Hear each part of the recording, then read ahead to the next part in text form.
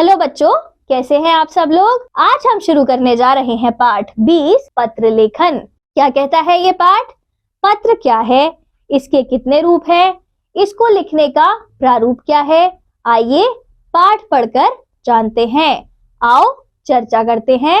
औपचारिक और अनौपचारिक पत्र में क्या अंतर होता है, मित्रों से चर्चा कीजिए। पत्र लेखन एक कला है। पत्र द्वारा हम अपने मित्रों संबंधियों से घर बैठे ही संपर्क कर सकते हैं। पत्र को जितनी सरल भाषा में लिखा जाए यह उतना प्रभावशाली होता है। पत्र छोटा होना चाहिए किंतु यह अधूरा ना हो।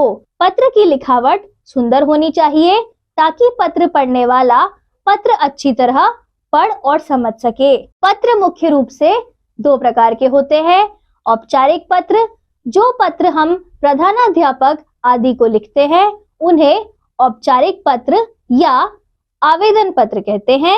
अनौपचारिक पत्र, जो पत्र हम अपने मित्रों तथा रिश्तेदारों को लिखते हैं उन्हें अनौपचारिक पत्र या घरेलू पत्र कहते हैं। पत्र लिखते समय निम्नलिखित बातों का ध्यान रखना चाहिए। 1. पत्र संक्षिप्त अर्थात छोटा होना चाहिए। पत्र में सरल और स्पष्ट भाषा का प्रयोग करना चाहिए। पत्र में विराम चिन्ह का भी सही प्रयोग करना चाहिए।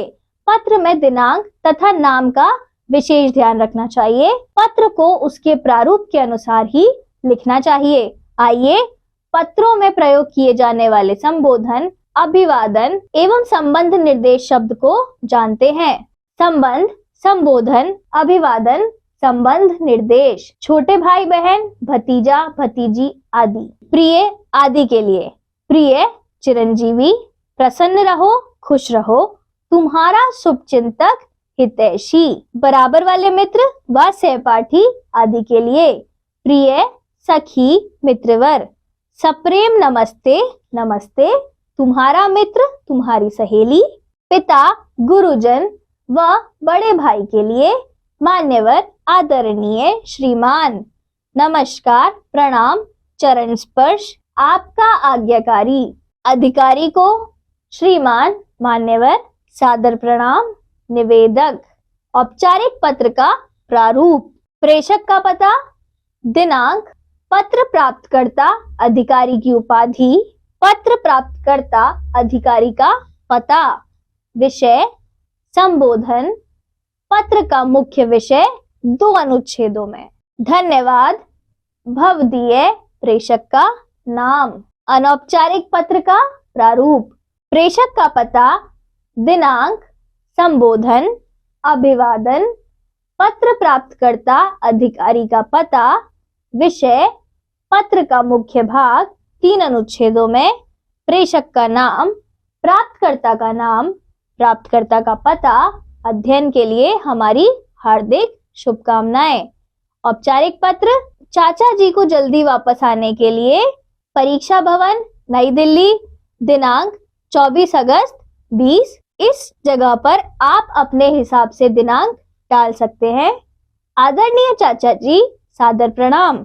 हम सब कुशल मंगल है। आशा है आप भी कुशल मंगल होंगे। चाचा जी, आपने कहा था कि आप जल्दी ही दिल्ली वापस आ जाएंगे। आज अगस्त की 13 तारीख हो गई। ये महीना भी बीतने वाला है। आप कब तक आएंगे? हम सब आपका और चाची जी का इंतजार कर रहे हैं। मेरा परीक्षा परिणाम भी आ गया है। मुझे अच्छे अंक प्राप्त हुए हैं। आप जल्दी से आ जाइए। पूजनीय चाची जी को सादर प्रणाम और प्रिया को प्यार। आपका प्रिय भतीजा अभिनव शर्मा। यहाँ आप अपना नाम लिखेंगे। दूसरा, सेक्शन चेंज करवाने के लिए प्रधानाचार्य को पत्र। 1 जुलाई 20 पर आप यहाँ अपनी दिनांक डालेंगे जिस दिनांक को आप पत्र लिख रहे हैं। सेवा में प्रधानाचार्य जी, राजकीय बालिका उच्चतर माध्यमिक विद्यालय, पटेल नगर, नई दिल्ली।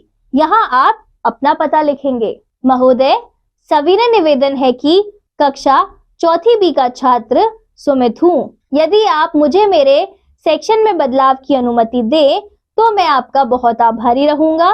मैं 4th A में पढ़ना चाहता हूँ क्योंकि उसमें मुझे बहुत सुविधा होगी। मेरी बहन भी सेक्शन ए में पढ़ती है।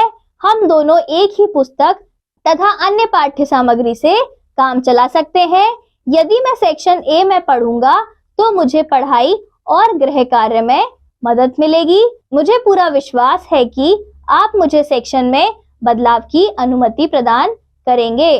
धन्यवाद सहित आपका आज्ञाकारी शिष्य सुमित वर्मा, कक्षा चौथी बी। यहाँ आप अपना नाम और अपनी कक्षा लिखेंगे। अनौपचारिक पत्र ए 22 गांधीनगर अहमदाबाद 20 जनवरी। प्रिय सखी अदिति, सप्रेम नमस्ते। तुम्हारा आमंत्रण पत्र मिला। तुमने मुझे जन्मदिन पर अपने घर पर आमंत्रित किया है। इसके लिए मैं तुम्हारी आभारी हूँ, परंतु मैं इस अवसर पर उपस्थित नहीं हो सकूंगी क्योंकि उस दिन मेरे घर में पूजा होने वाली है। इसके लिए मुझे माफ करना। तुम्हारे जन्मदिन पर मैं तुम्हें बधाई देती हूँ। मैं तुम्हारे मंगल जीवन की कामना करती हूँ। अपनी मम्मी और पापा को मेरा अभिवादन कहना। तुम्हारी सखी रीमा। पाठ पढ़कर हमने सीखा पत्र में विराम चिन्ह का भी सही प्रयोग करना चाहिए। पत्र में दिनांक तथा नाम का विशेष ध्यान रखना चाहिए। धन्यवाद बच्चों। अब हम मिलेंगे अगली कक्षा में।